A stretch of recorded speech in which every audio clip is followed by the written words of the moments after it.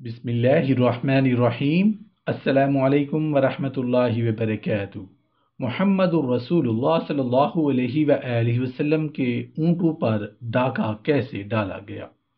رسول اللہ صلی اللہ علیہ وآلہ وسلم غزوہ بنو لحبان سے واپس آئے تھے تو آپ نے آنے کے بعد صرف چند راتیں ہی قیام کیا تھا کہ بنو فزارہ نے یعنی عینیہ بن حسن بن حذیفہ بن بدر فرازی نے بنو فراز کے کچھ افراد کے ساتھ مل کر رسول اللہ صلی اللہ علیہ وآلہ وسلم کی دودھ والی اونٹنیوں پر ڈاکہ ڈالا تھا۔ یہ اونٹنیاں مقام غابہ میں تھیں۔ ان اونٹنیوں میں بنو غفار کا ایک آدمی یعنی چرواہا اور اس کی بیوی بھی اس کے ساتھ تھے۔ ان غارت گروں نے غفاری آدمی چرواہے کو قتل کر دیا اور اس کی عورت کو اٹھا کر لے گئے تھے، اور رسول اللہ صلی اللہ علیہ وآلہ وسلم کی دودھیل اونٹنیاں بھی ہانک کر لے گئے۔ بس پہلا شخص جو ان سے ٹکرایا تھا وہ حضرت سلمہ بن عمر بن اکو سلمہ تھے۔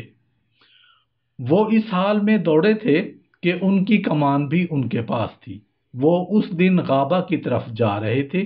جب وہ وداع کی گھاٹی پر چڑھے تو انہوں نے گھڑ سوار دیکھے جو اونٹنیوں میں پھر رہے تھے اور ان کا پیچھا کر رہے تھے۔ وہ ایک چٹان پر چڑھ گئے اور انہوں نے چیخ مار کر واہ صباحا الفضا الفضا، خطرہ خطرہ، یہ آواز رسول اللہ صلی اللہ علیہ وآلہ وسلم تک پہنچ گئی، اور آپ صلی اللہ علیہ وآلہ وسلم نے مدینے میں اعلان کر دیا کہ اے خدائی شاہ سوارو، فوراً سوار ہو جاؤ۔ چنانچہ پہلا سوار جو تیار ہو کر رسول اللہ صلی اللہ علیہ وآلہ وسلم کے پاس پہنچا وہ مقداد بن عمرو بحرانی حلیف بنو زہرہ تھا۔ اس کے بعد مسلسل آپ کے پاس سوار آنا شروع ہو گئے تھے، حتیٰ کہ 800 گھڑ سوار پہنچ گئے۔ ان میں سعد بن زید بنو عبد الاشہل کا بھائی بھی تھا۔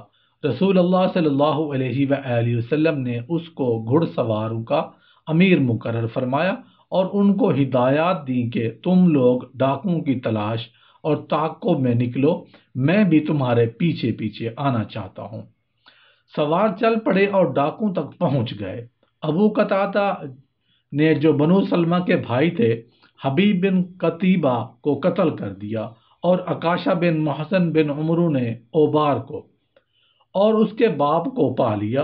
وہ دونوں ایک ہی اونٹ پر بیٹھے ہوئے تھے۔ عکاشہ نے ایک ہی نیزے سے دونوں کو پرو دیا، اس نے دونوں کو قتل کر دیا، اور تحقیق بیند اسد میں ہے ایک گھڑ سوار جس کا نام اخرم اسدی تھا، وہ پہلے ڈاکوں تک پہنچ گیا تھا۔ وہ بہترین گھوڑے پر سوار تھا۔ اس نے ڈاکوں سے کہا کہ ٹھہرو ٹھہرو اے کمینوں کی اولاد، تمہارے اوپر مہاجرین اور انصار میں سے تمہارے مالک آ جائیں۔ اس پر ایک ڈاکو نے حملہ کر کے اس کو قتل کر دیا تھا۔ مسلمانوں میں سے ایک آدمی کے سوا کوئی بھی شہید نہیں ہوا تھا۔ اس کے بعد وہ مویشیوں کے پیروں کے نشانات کے پیچھے پیچھے دوڑ پڑے۔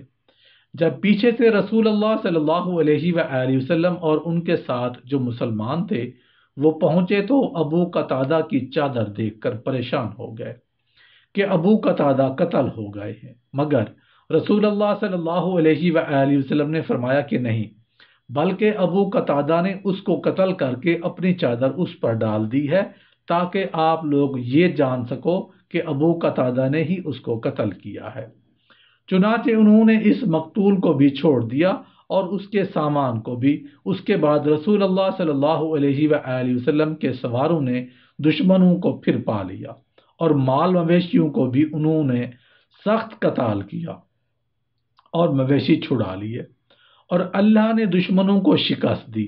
اور یہ بھی کہا جاتا ہے کہ حضرت ابو قتادہ نے مسعدہ کی عورت فرقہ نامی کو بھی قتل کر دیا تھا۔